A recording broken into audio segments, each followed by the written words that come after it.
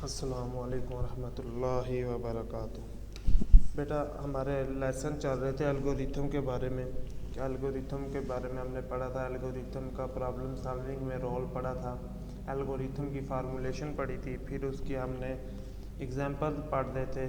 उन्हीं से रिलेटेड ये लेक्चर नंबर 9 है आपका। आज हम पढ़ेंगे एग्जांपल नंबर 6 और एग्जांपल नंबर 7। एग्जांपल नंबर 6 में बेटा आपको कहा गया है आपने बच्चे को ग्रेड बताना है उसके मार्क्स के अगेन, कि उसने जितने मार्क्स लिया थे बताया उसका ग्रेड कौन सा बन रहा है। अब बेटा ये आपको याद होगा हमने फ़्लो चार्ट सॉल्व किया था इसी का। उस फ्लो चार्ट में भी हमने डिफरेंट स्केल यूज़ किए थे। हमने कहा था अगर ग्रेड आपका परसेंटेज आपकी 80% से ज़्यादा है तो आपका ग्रेड A+ होगा।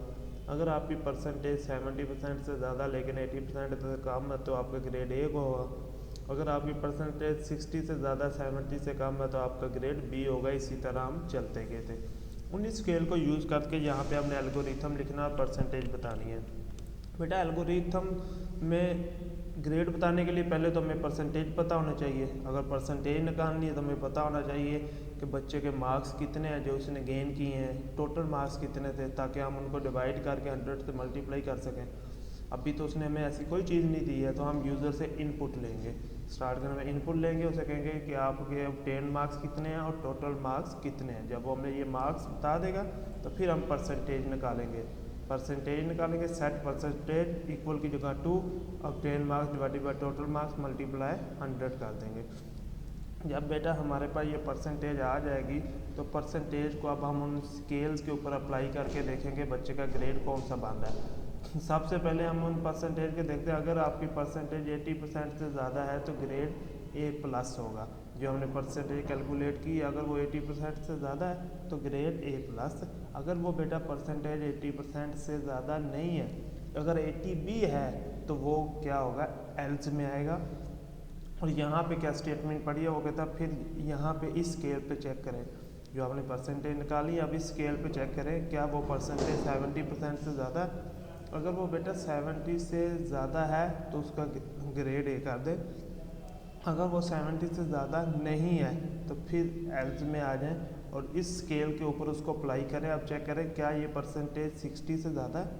अगर तो 60 से ज़्यादा है तो बेटा ग्रेड B।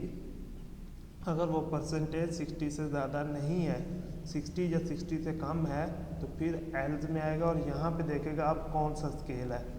यहाँ पे स्केल पढ़ा था कि ये आपने जो परसेंटेज निकाली है वो चेक करें क्या 50 से ज़्यादा है।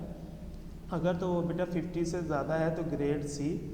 लेकिन अगर 50 या 50 से कम है तो फिर नए स्केल पे आएगा, एल्स के बाद वहाँ पे अप्लाई किया जाएगा, उसको चेक किया जाएगा। यहाँ पे स्केल से साथ चेक किया जाएगा। अगर तो परसेंटेज बेटा 40 से ज़्यादा 50 से कम है तो ग्रेड B। अगर नहीं है तो फिर एल्स में आएगा और एल्स में आने के बाद नया स्केल अप्लाई करेंगे। तो कहता है अगर आपकी परसेंटेज 33 से ज़्यादा है तो आपका ग्रेड E है। लेकिन अगर 33 से ज़्यादा नहीं है, 33 से भी कम है तो एल्स में आके वो कहेगा सेट ग्रेड टू F, यानी आपका ग्रेड F है, आप फेल है। जब बेटा ये ग्रेड कैलकुलेट कर लिया, डिसाइड कर लिया, तो फिर इस ग्रेड को हम स्क्रीन के ऊपर आउटपुट कर देंगे कि आपका ग्रेड क्या बन रहा है। वो ग्रेड स्क्रीन के ऊपर आउटपुट हो जाएगा और साथ ही ये प्रोग्राम एंड हो जाएगा। बेटा फिर सुन ले, इसमें क्या था, हमने ग्रेड बताना था। ग्रेड के लिए ज़रूरी होता है कि हमें परसेंटेज पता हो। बेटा परसेंटेज के लिए ज़रूरी होता है हमें ऑब्टेन मार्क्स और टोटल मार्क्स पता हो ताकि हम परसेंटेज निकाल सकें। हमने अपने जो उसने हमें एग्जांपल दी उसमें देखा, उसमें हमें ना 10 मार्क्स है ना टोटल मार्क्स थे, तो हमने यूज़र से इनपुट लिया, फिर वहाँ से परसेंटेज निकाल के ये जो डिफरेंट स्केल है इनको ऊपर अप्लाई करके देखा कि हमारा ग्रेड कौन सा बन रहा है। अब बेटा एग्जांपल नंबर 7 है। एग्जांपल नंबर 7 में आपने इंटरेस्ट फाइंड करना है किसी भी अमाउंट के ऊपर, यानी आपने ये टैक्स वगैरह फाइंड करना है किसी भी अमाउंट के ऊपर। वो इसमें क्या करेगा बेटा, इसमें आपको बताएगा कितने % आपने इंटरेस्ट फाइंड करना है और कितने सालों के लिए फाइंड करना है। तो ये हम जो है इसको एल्गोरिथम लिखते हैं, इसका फार्मूला आपको याद करना पड़ेगा।